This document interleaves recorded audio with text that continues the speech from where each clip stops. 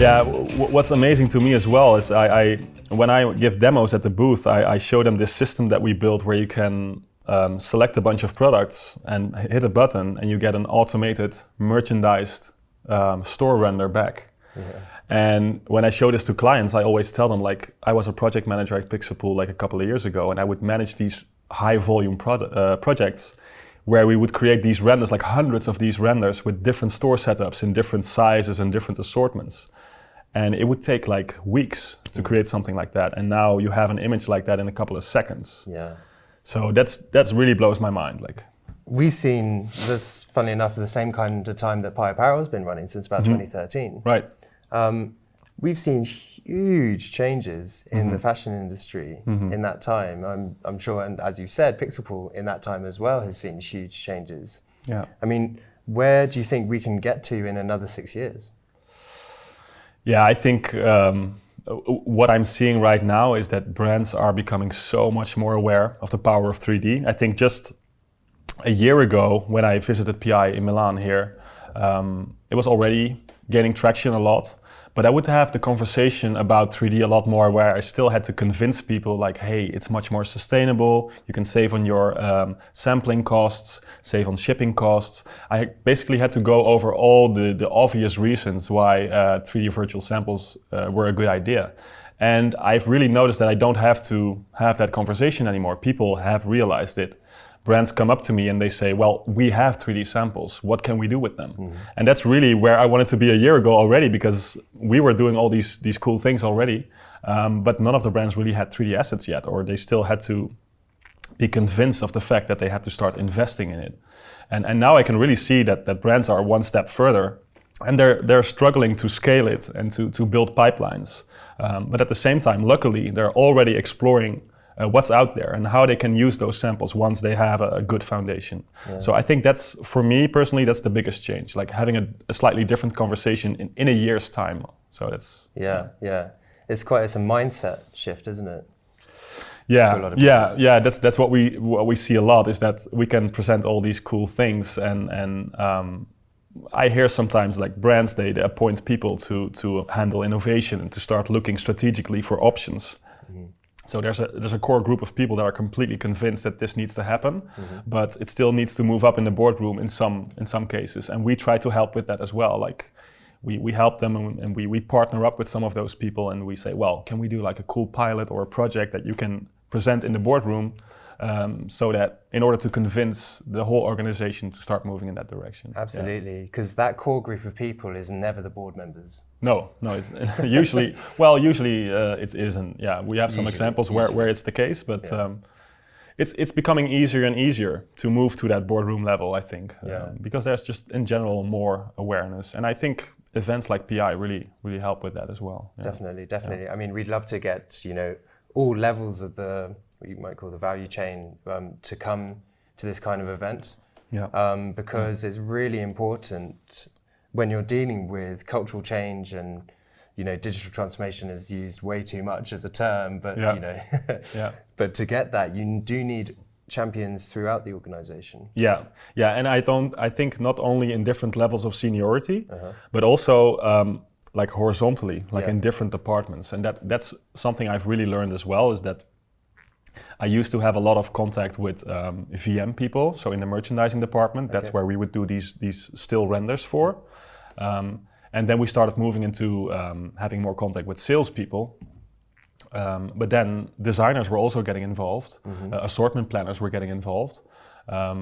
And we really felt like it's really powerful if there's people from different departments having that conversation together. Because then you can really leverage this investment that you need to make in order to set up this 3D pipeline. If I were a board member and I saw that there's people from all departments asking for the same thing, that would be a really powerful message. Much more than just one person saying like, hey, I need this for my department. I think this integration across departments is really valuable, and brands are starting to pick up on that for sure. Yeah, for sure. It's not like an IT tool anymore. It's not. No, yeah. IT's like throughout everywhere now, which is good. Yeah. No, it's funny because when we talk to procurement at brands, sometimes you talk to people that normally they buy like ERP systems or PLM systems. And when we show them this 3D app, they're like, I don't know what to think about this. What kind of app is this? Who uses this? And then we're like, yeah, we want as many people as possible to use this. Like this new platform that we're building, Detail.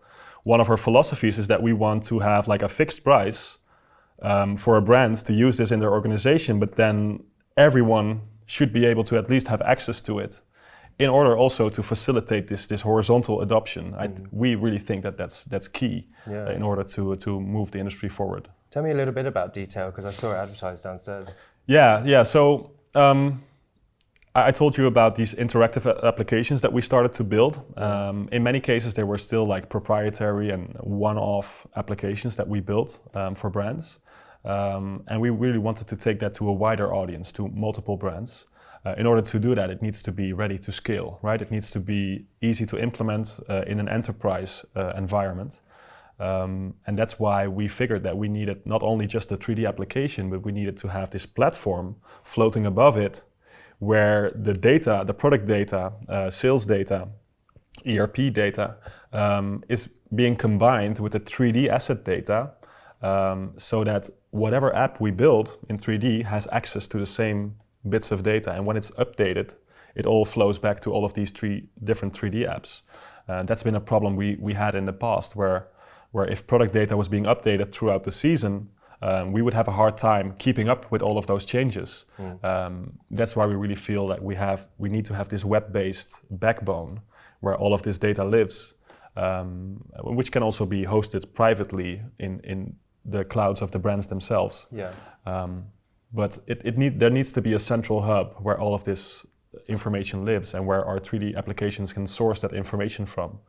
In order to guarantee that it's always up to date and that everyone is working with the same data. So that's kind of been the trigger for us to not only do 3D development, but also move more into like the more like platform/web development part of things. It's quite hard with all those different tools and departments and partners all working together. It's a brilliant vision, but there are challenges along the way with these sorts of things. For you, can you enlighten us as to what some of those challenges might be? Yeah, I think, for instance, the 3D assets themselves for the products, right? That's a challenge we see with every single brand that talks to us.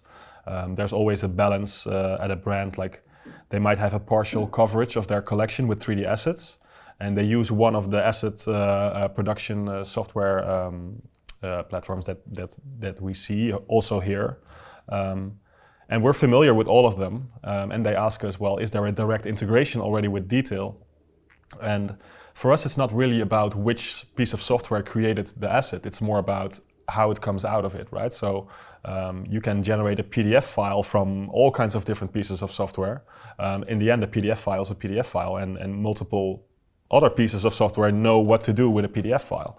And I really hope that soon we'll be at a stage with 3D assets, and I know there's a lot of really good partners out here also that are working towards that, where we have kind of a standardized format, and we can just say, well, if you give us that format, then we'll be able to work with that.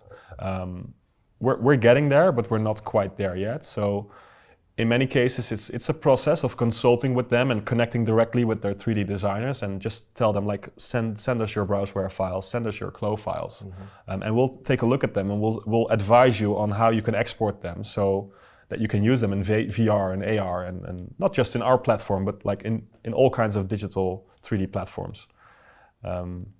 And I think that's going well. It's a difficult, complex process, but we get great help from the software providers themselves. They're being really good with talking to us, asking us what we need, what they can change in their roadmap so that they can support the brands better.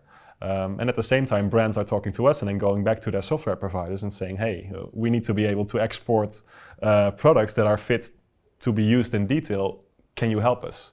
So it's like a three-way conversation we're having with brands and with software providers, and it's going to take some time, but the intent is there and everyone is excited about it. So yeah, it's a good thing to see. We definitely see that at these kind of events. You know, the atmosphere is so collaborative. Well, certainly from my experience, I would say that the fashion industry is way more collaborative than the automotive industry where you started out. And, you know, that competition there is fierce. Whereas here, I think people have a genuine desire to move the industry forward together. Yeah, yeah.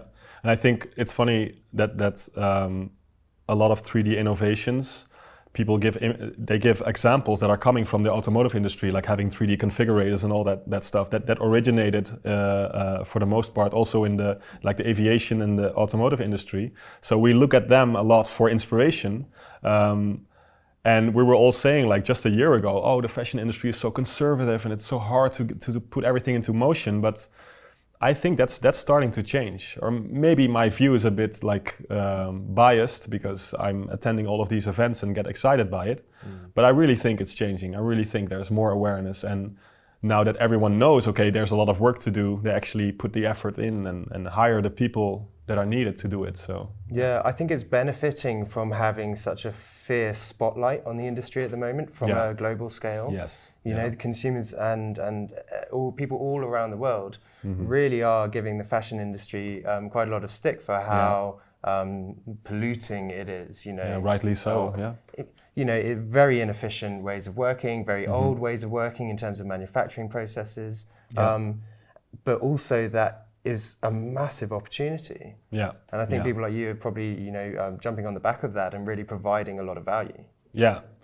Yeah, like I was saying, like a year ago, I would still have these conversations trying to convince people what the benefits would be to do virtual sampling instead of physical sampling, or at least replace a part of the sampling process with virtual samples. And sustainability is obviously a huge part of that. It's not just the production of the sample itself and how many prototypes usually are needed to get to final approval. It's mind-blowing sometimes to hear how much physical garments are shipped around the world. Never sold. Exactly, and that's just it's not just the virtual sampling process alone. It's also about being able to iterate so quickly that you're able to respond to market changes and actually put products on the market that you have much more confidence about, that it will actually match with the consumers more. So if you are able to shorten your time to market considerably, you're able to react way quicker to what's happening, and then I think that will result in better sales and less waste. Yeah. So I think it's very practical, less physical samples equals less pollution. It's also a bit more abstract and a bit more idealistic, respond quicker, make sure that if you put something on the market, you really thought long and hard about it and you actually did a good analysis about what's needed. And if you can do that quickly, I think that's a big benefit, a big goal to go for. Joost, I just want to thank you for coming and talking to us today. Yeah, no problem. Yeah, thank you very much. Cheers. Thank you.